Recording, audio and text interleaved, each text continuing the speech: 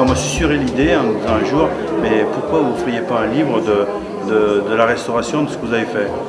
C'est vrai, je me suis dit, tiens, après tout, pourquoi pas?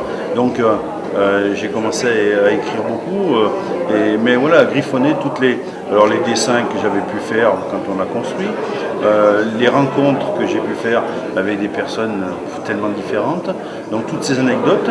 Et puis on avait quand même un potentiel d'image particulièrement important.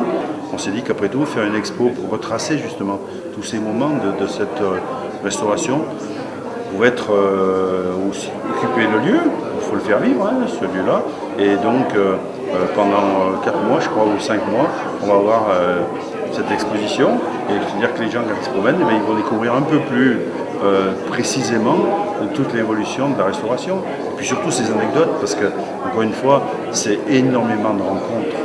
Mais c'est vrai que, comme je disais, c'est 3 ans de travail au quotidien, mais c'est un immense plaisir. Les deux sont liés, c'est obligatoire.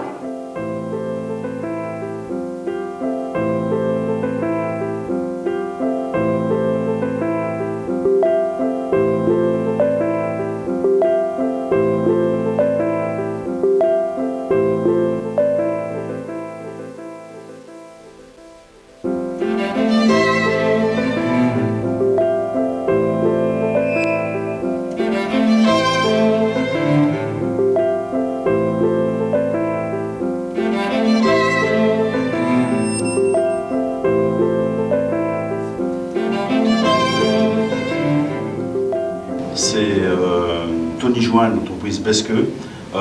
Couverture en plomb battu, il n'y a pas de soudure là-haut, c'est tout du plomb battu au maillet. Depuis qu'il a fait le compagnonnage, mais d'abord sur le film il le dit, hein, il n'avait jamais eu l'occasion de refaire un chantier de cette qualité. Vous pouvez bien vous imaginer que des compagnons ont l'opportunité de faire un truc comme ça, c'est assez exceptionnel. Hein.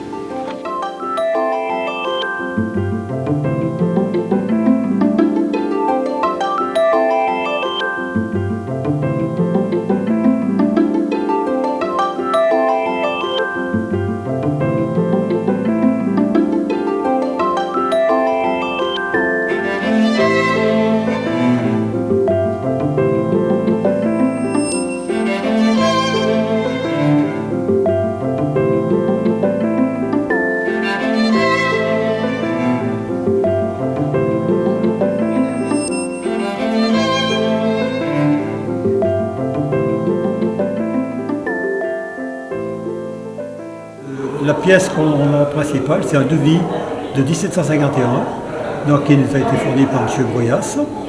Et ce devis, en fait, reprenait toutes les réparations qu'il y avait à faire à cette époque. Alors pour les toitures, comme les toitures étaient en très mauvais état, on retrouve la totalité des surfaces. En fait, bien souvent, c'est quand ça ne va pas qu'on fait faire des travaux, qu'on fait faire des devis ou qu'on va voir le notaire. Et heureusement qu'à un moment donné, il y a des problèmes. C'est ce qui nous permet de retrouver les descriptifs de ce qu'il y avait il y a 200, 300 ans.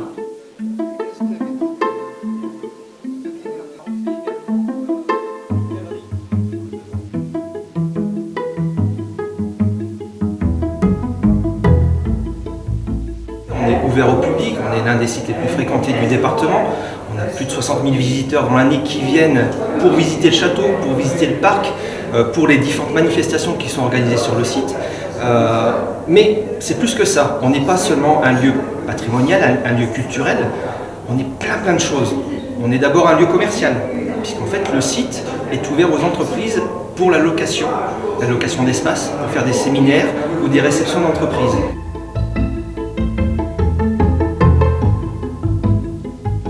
On est sur un beau château avec des aspects Renaissance, on est sur un beau château de la Loire et dans ce château on a un aquarium à visiter.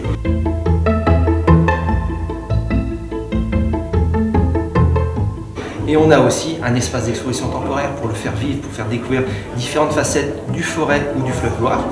Et puis enfin, on propose plein d'animations. Des animations qui vont des animations pour les enfants, sur les légumes, sur le château, des balades comptées dans le parc, etc.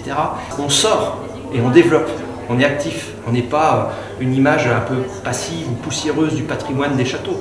On est vraiment dans quelque chose de moteur pour le développement d'un territoire.